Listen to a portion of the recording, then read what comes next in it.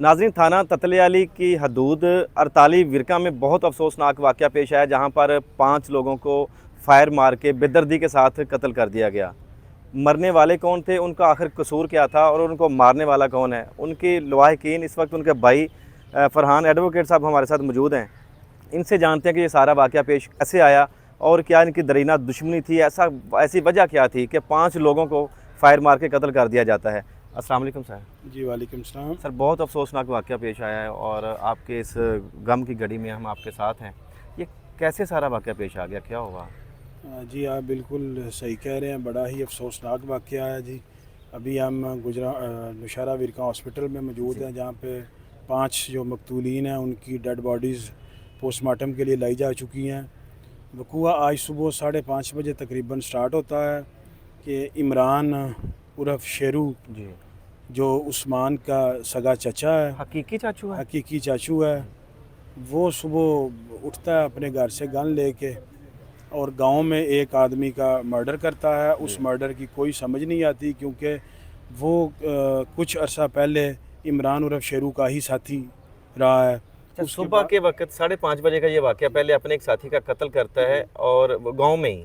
तो गाँव में पता नहीं चलता कि फायरिंग हुई है, किसी को कत्ल कर दिया गया है? जी बिल्कुल, गांव में पता चलता है जी। उसी वक्त जब लोग फायरिंग की आवाज़ सुनते हैं तो लोग दौड़ के उस हवेली की तरफ जाते हैं, तो हुँ। लोगों को पता चलता है कि ये वक़ूआ हो गया है। और लोगों के ख्याल तो ये था कि इमरान उर्फ शेरू वहाँ से अब फ़रार हो गया गांव से, लेकिन जी। वो गांव से निकल के रोड के ऊपर पेट्रोल पंप है, जहाँ पे सॉरी सरदार विरक एडवोकेट हुँ। उनका भाई उस्मान जी। विरक जहाँ पे था सोया हुआ, तो आके उस्मान को उसने दरवाज़ा खटखटाया कि उस्मान दरवाज़ा खोलो। हुँ। अब उस्मान को यही था कि मेरा चचा आया, पता नहीं खैर हो, सुबह सुबह क्या है। उस्मान ने उठ के दरवाज़ा खोला है तो उसको फायरिंग शुरू कर दी है। उस्मान को फायर लगे हैं। उस्मान के वहाँ पे जो साथी थे 3 लोग, वो कमरे से निकल के भागे हैं अपनी जान बचाने के लिए, हुँ। तो उनको पीछे से फायर किए गए हैं। इवन के उनमें से एक जो लड़का है जो अभी ज़ख्मी हालत में हॉस्पिटल में दाखिल है, वो जी। अपनी जान बचाते हुए भाग के पेट्रोल पंप के बिल्कुल साथ पुलिस पेट्रोलिंग की चौकी है वहाँ पे हाँ। पहुँच गया है। और पुलिस पेट्रोलिंग के एहलकारान जो है ना वो निकले हैं, लेकिन उन्होंने मुलज़म को ना रोकने की कोशिश की, ना हुँ। पकड़ने की कोशिश की, ना ही ज़ख्मियों को ज़ख्मी हालत में कहीं शिफ्ट करने की कोशिश की। अच्छा, वो सर, ये बताया जाता है कि ये कोई दरीना दुश्मनी का मामला है, दुश्मनी थी कोई दरीना, उस वजह से ये फायरिंग करके कत्ल किया कर दिए गए हैं। क्या इसमें हकीकत है?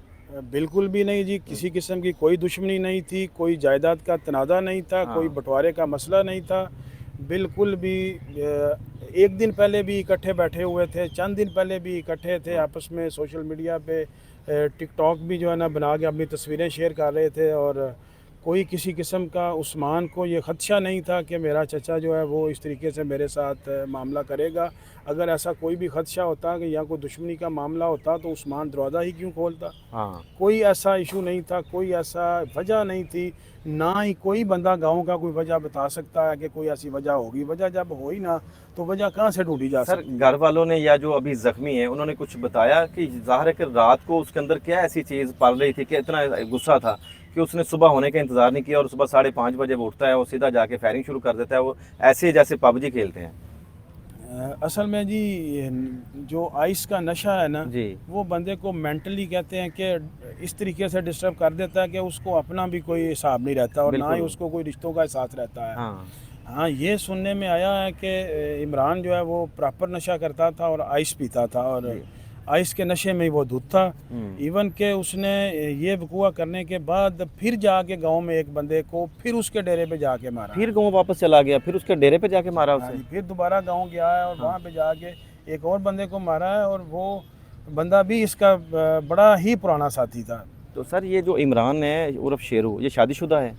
बिल्कुल शादीशुदा है जी, इसके बच्चे माशाल्लाह जवान हैं। हाँ। और उसके बाद ये निकला है जी, बल्कि कुछ बच्चों की इसने शादी भी कर रखी है, लेकिन अभी यंग एज में था, 40 से 45 या 50 के राउंड हुँ। अबाउट समझ लें। सर, प्रॉपर फैमिली है गाँव में इसकी, पता चल रहा है कि इसका डेरा भी है? हाँ, बिल्कुल जी, गांव में ज़मीनें हैं, कुछ 200 एकड़ के करीब ज़मीन है। हाँ। वो ठेके पे दे रखी थी, और बाकी डेरा भी सिलसिला भी यूनियन कौंसिल का चेयरमैन रह चुका है साहब का। सर उन्हीं लोगों को क्यों टारगेट उसने किया जो जिनका उस्मान के साथ जो रिलेटेड थे, और अपनी किसी फैमिली, अगर नशे में वो पागल था तो अपनी फैमिली को क्यों ना मारा, दूसरे की फैमिली क्यों बर्बाद करके रख दी इसने? नहीं, ये नहीं कह सकते कि सिर्फ उस्मान के साथियों को उसने मारा है, हाँ। क्योंकि जो 2 बंदे गांव में उसने मर्डर किए हैं, वो दोनों उस्मान के साथी नहीं थे, वो उसके अपने ही साथी थे। ठीक है। और ये बिल्कुल भी नहीं कह सकते कि सिर्फ उस्मान ही उसका टारगेट था।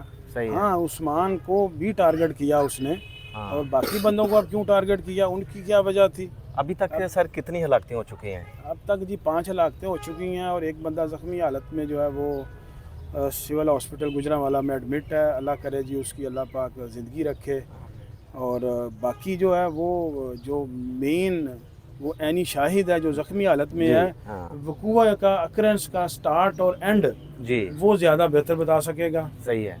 अच्छा, तो सर ये पुलिस के हत्थे कैसे चढ़ा? क्या पुलिस मौका पर वहाँ पर पहुँची, या ये पुलिस के पास चला गया? क्या हुआ क्या था? ये पुलिस ये ने 3 वकूए करके 5 लोगों को मर्डर करके, एक को ज़ख्मी करके बड़े आराम से बड़ी दीदा दलेरी के साथ सर। ततले हाँ। अली गया है जी। वहाँ पे इसका कोई दोस्त था, उसके घर में इसने नाश्ता वगैरह किया है, गाड़ी उसके घर के बिल्कुल साथ पार्क करके। जी। तो पुलिस को इतला हो गई कि जो बंदा ये 48 वकूआ करके आया है उसकी गाड़ी यहाँ पे खड़ी है। हाँ। पुलिस ने उस घर को चारों तरफ से घेर लिया। ठीक है। अब जब ये बाहर निकला है, एक हाँ। इसके साथ साथी था, उसके पास कलाशन थी और इसके अपने हाथ में पिस्टल था। हाँ। तो पुलिस को इसने जो है ना वो डराया धमकाया, और पुलिस पीछे हो गई है। और जब ये गाड़ी में बैठने लगा है तो उस वक्त SHO ततले अली सफदर भट्टी ने जो है वो जी। बड़ी दलेरी का मुजाहरा किया, और उसने पकड़ने की कोशिश की है। उस पकड़ दकड़ में उसने इमरान ने 2 फायर किए हैं जो SHO ततले अली को दोनों टांगों में लगे हैं, और उसके बाद जो है वो पुलिस ने अगला काम किया है। जी, बिल्कुल सही है। अच्छा सर, मुझे ये बताइएगा, बिल्कुल जहाँ पर ये वकूआ हुआ है, वहाँ पर जाए वकूआ देख कर हम आ रहे हैं अभी, तो बिल्कुल साथ में तो चौकी है। अगर चौकी वाले वहाँ पे जो जितने भी वो एहलकार हैं, अगर वो चाहते तो ये वकूआ थोड़ा सा कम हो सकता था। जो हमला हुआ वो तो ठीक है, मगर कुछ लोगों की जानें बच सकती थी, मगर वहाँ पे क्यों वो हरकत में क्यों ना आए? बिल्कुल साथ वो है। ये जो पेट्रोलिंग चौकी पेट्रोलिंग चौकी तालीब जो है विरका सर, है जी, हाँ। उसके इंचार्ज और मुलाजमीन की गफलत इसमें शामिल है। हाँ। अगर वो उस वक्त जब शूट आउट हो रहा था और वो वहाँ पे मौजूद थे तो वो मुलज़म को घेर सकते थे, मुलज़म को पकड़ सकते थे, और अगर वो ऐसा करने में कामयाब होते तो जो आखिरी बंदा गांव में मर्डर दोबारा होता है कम जी। से कम वो बच सकता था। अगर वो ज़ख्मियों को बर वक्त कोशिश करते हॉस्पिटलाइज़ की, या हाँ, 1122 को बुला के उनको फौरी तिब्बी इमदाद मौके पे मिलती, तो शायद ओवर ब्लीडिंग की वजह से ये डेथ होने से बच जाती। अच्छा सर, ये उस्मान और दूसरे जो ज़ख्मी लोग थे और इन्होंने कोशिश की हॉस्पिटल जाने की और तिब्बी इमदाद इनको दी जाए, तो ये कैसे इनको लेके जाया गया? ये वहाँ पे जो उस्मान का छोटा भाई सफ़ियान है वो जी। भी मौके पे मौजूद था, और वो रूम में था। जब ये वक़ूआ हो जाता है तो वो फिर वहाँ से लेके उस्मान को ज़ख्मी हालत में, और जो ज़ख्मी इंजर्ड है उनको लेके खुद अपनी मदद आपके तहत। अल्लाह पाक ने उनको उस वक़्त पता नहीं कितना हौसला और हिम्मत दी है कि वो अपनी मदद आपके तहत गाड़ी में निकले हैं और हॉस्पिटल तक पहुँचे हैं, लेकिन उस्मान की रास्ते में डेथ हो चुकी थी। सर इस वाक़े के बारे में अब आप लास्ट में क्या कहना चाहेंगे? देखिए जी, बहुत ही अफसोसनाक वाक़या है। दिल जो है वो खून के आंसू रो रहा है। स्वाब इस पे गिरिया जारी करने की और क्या कहा जा सकता है। अब क्या इंटेंशन थी मारने वाले की, वो तो उसके साथ ही ख़त्म हो गई।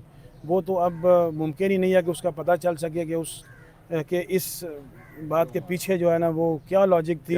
लेकिन किसी भी हालातों वाक़या से कुछ भी सामने नहीं आता। कोई दुश्मनी, कोई झगड़ा, कोई तनाज़ा, कोई जायदाद की तकसीम, कुछ भी ऐसा इशू जो है ना वो नहीं है जिस वजह से ये हुआ हो। मेरे अंदाजे के मुताबिक तो ये नशे की एडिक्शन थी और उसके कारण ही ये सारा कुछ हुआ है। अच्छा सर, काइंडली ज़रा बता दीजिएगा, जो मकतूल हैं उनका आपस में रिश्ता क्या था? जितने भी अभी तक 5 लोग जो मर्डर हो गए हैं। आपस में जी किसी का भी कोई जो होता है ब्लड रिलेशन वो नहीं था। उस्मान के जो 2 दोस्त थे इधर उसके साथी, वो आउट फैमिली में से थे, और जो गांव में 2 बंदे मर्डर हुए हैं उनमें से एक राई बरादरी से है, वो भी आउट फैमिली है, एक जट बरादरी से है, वो भी आउट फैमिली है।